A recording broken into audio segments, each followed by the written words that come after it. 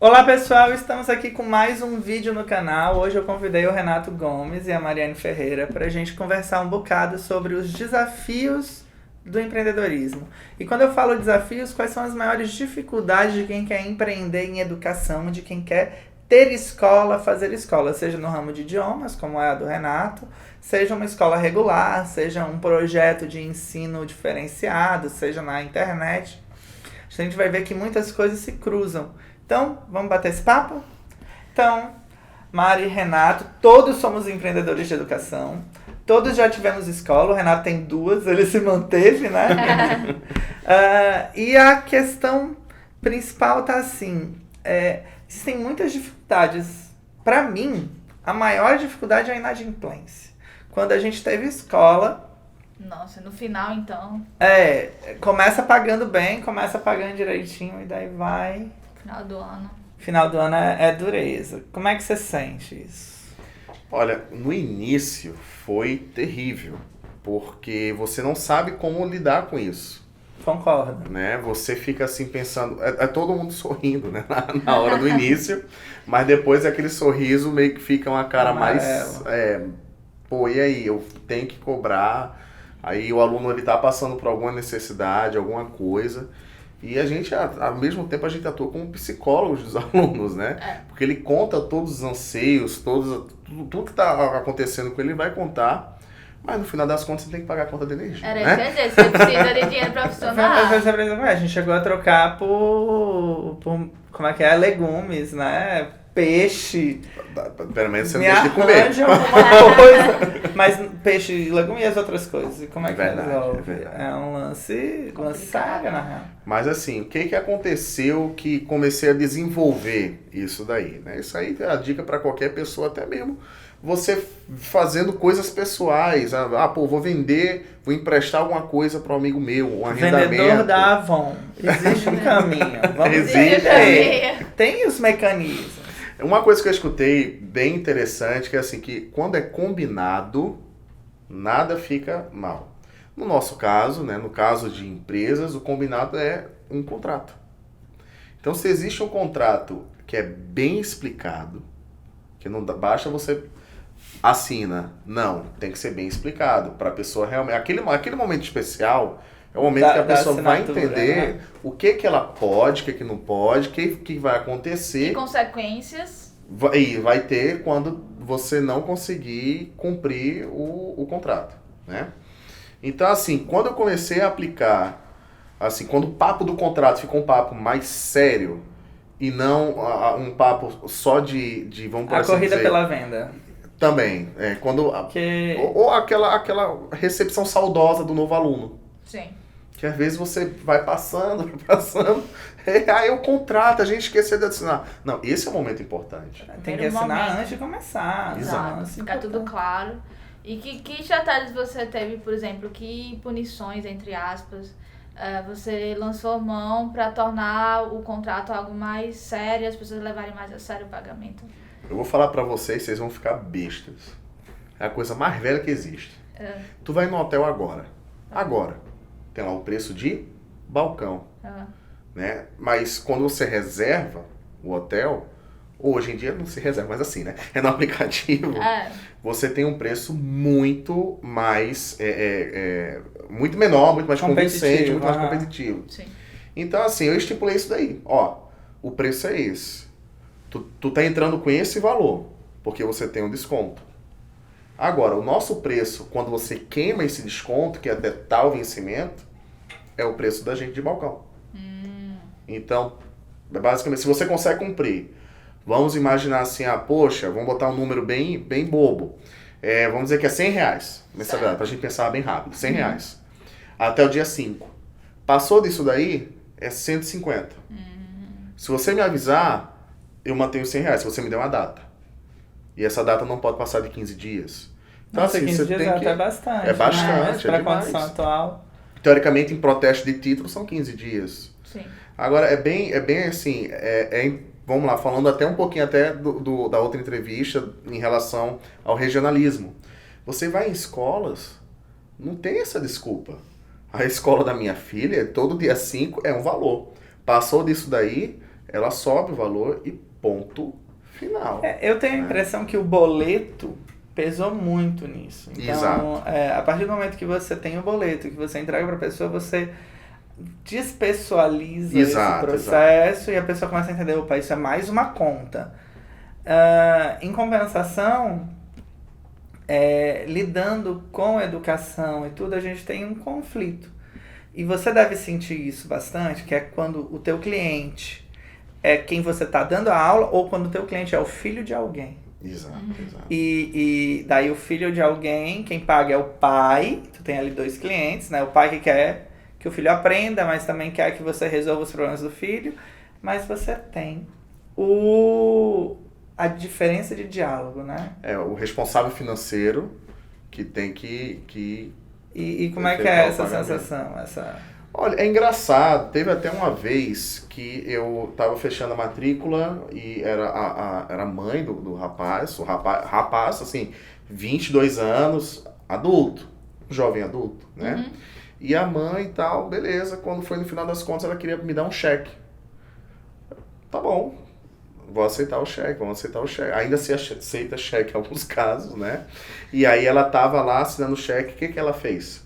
O cheque era pro dia 30, ela cruzou o cheque. Eu falei, meu Deus do céu.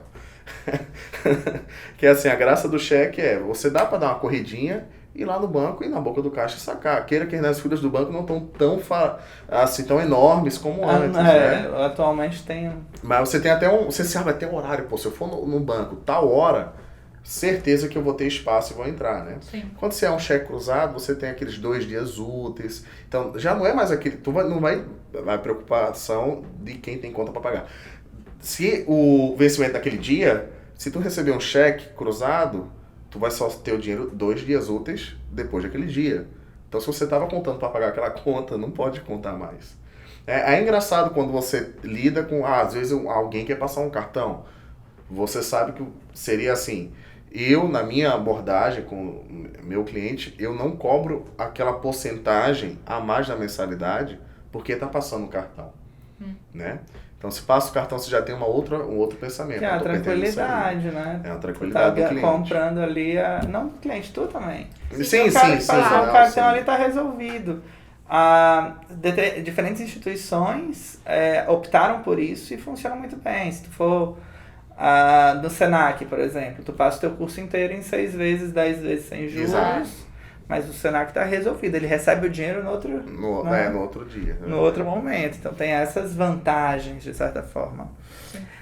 Um outro desafio que a gente teve foi a relação professor, e que eu tenho tanto no ensino público quanto no ensino privado, tanto quando eu estava coordenando ou colega de ensino público, quanto tendo escola. Você sente isso também? Olha, assim, eu montei sozinho a empresa, então eu sou o RH, eu sou o contador, eu conversei com o MEI, eu sou o contador, eu sou RH, eu sou o marketing de conteúdo, eu sou isso, aquilo outro, né? E eu sou o coordenador pedagógico também, Sim. A princípio, quando você vai fazer o treinamento inicial com a tua primeira equipe, com teus primeiros profissionais, né? Claro, até porque tu quer passar a visão, né? Todo o processo é muito artesanal mesmo. Exato. Então, assim, o que acontece? Com a relação com o professor, se torna muito mais fácil não vou mentir, quando é do seu idioma, quando é do inglês. Sim. Agora, quando é do outro idioma, você usa diferentes técnicas, inclusive para poder medir o trabalho que está sendo feito, né? Que aquele professor está realizando na empresa. A gente passou aí por 3 anos. Na verdade, desde que você montou a Forlife, a gente não tá muito... uma montanha-russa danada. Agora, os últimos 3 anos foi a porrada no Kengo, né? Da gente ter a transição de a saída, a transição, novas eleições, Nisso, diferentes negócios, diferentes áreas oscilaram. Exato. Né? A recepção do público, o público tem estado em recessão, o Brasil está em um estado de recessão. Sim. Quais foram as suas políticas de venda e reinvestimento? Quais são porque, para mim, isso é o mais pesado, sabe? A inadimplência é um fato, mas eu já esperava. Reinvestir e investir na empresa, tu tem que fazer. Mas quando você para pensar, que a progressão não é linear, quando cai na real, não é o primeiro negócio que a gente tem, que, poxa, eu não vou ter o mesmo número de alunos, às vezes aumenta, às vezes diminui. A curva e o concorrente aparece, leva uma parcela minha. Tu teve esses momentos? Olha, como o meu nicho é meio que específico, né? Um momento bom foi quando teve o Ciências Sem Fronteiras. Né? Foi um momento até interessante de procura. Mas brasileiro é algo diferente. Entendeu? Brasileiro é algo diferente. A gente costuma deixar as coisas para a última hora. Sim. Não é diferente na parte do idioma. Quando eu falo que alguém me procura que vai viajar daqui a 6 meses, antes eu escutava o seguinte: eu tenho que tirar X no TOEFL e nunca estudei inglês antes. Resolva a minha vida. É uma fórmula mágica, né? Comigo, é um desafio. Entendeu? Com professor particular também acontece, não é tão diferente. Mas aí, ao longo do tempo, o que veio acontecendo? Tem pessoas que são nichos, né? Gente com ensino superior, o pessoal que está na graduação, o pessoal está preocupado em terminar a faculdade. Muitas vezes se vê naquele dilema de não tenho tempo para fazer uma atividade extra classe, né? E fica naquele negócio. Quando a pessoa vai para um curso de mestrado, ela se vê naquela necessidade, que está lá o orientador dela, em cima dela: ei, cadê o artigo em inglês? Vamos traduzir, cadê? Você não sabe inglês? Pô, esse tempo todinho aí de vida, tu não tivesse tempo para aprender inglês? O papo é meio que esse, que eu escuto também esse papo, quando a pessoa ela bota a mão na cabeça lá no curso e fala: era por ter aprendido inglês mais cedo. Então, meu cliente é um cliente... Então tu salva vidas, né? Tu tem a tua solução explícita. Quando se tem essa procura, eu estou sendo cotado para isso. Então, uma coisa que sempre vai ter uma demanda, né? De uma maneira ou outra, sempre vai ter pessoas com essa necessidade, ou porque vai morar fora, ou porque tá pretendendo um emprego ou que necessita, ou o meio acadêmico em si. Emprego aparece... Então menos. Né? Aparece, na verdade, emprego, aparece a pessoa que fracassou no emprego por causa do inglês. Nossa. O que eu falei? A gente não faz as coisas de última hora? Então, enquanto o cara tá lá no emprego, ele sabe que tem que falar inglês, mas não tá dando o devido cuidado. Quando ele tem um fracasso, seja demissão ou perder uma oportunidade, aí ele vou entrar no curso de inglês, aí compra um caderno, chega lá no curso com um caderno novinho. Chega empolgado. Empolgadíssimo. Por isso que quando eu falo que eu preciso do caderno, que o material é de graça. Então... Mas o que acontece é isso. É a realidade do mercado em relação ao que a gente está vivendo aqui no Brasil ultimamente. É essa. Só faz quem precisa. Sim. É um momento bem diferente, né? Exato.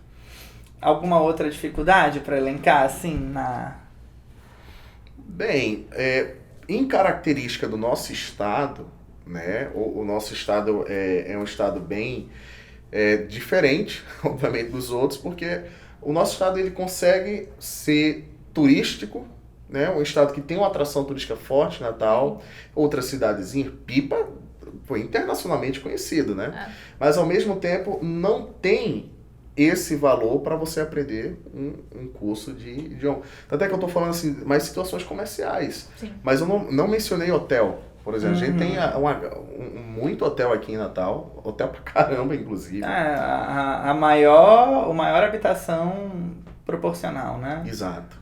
E assim, eu sempre, quando eu montei o curso no início, eu pensei, eu vou estourar com hotel. Né? Copa do Mundo. Que é um raciocínio...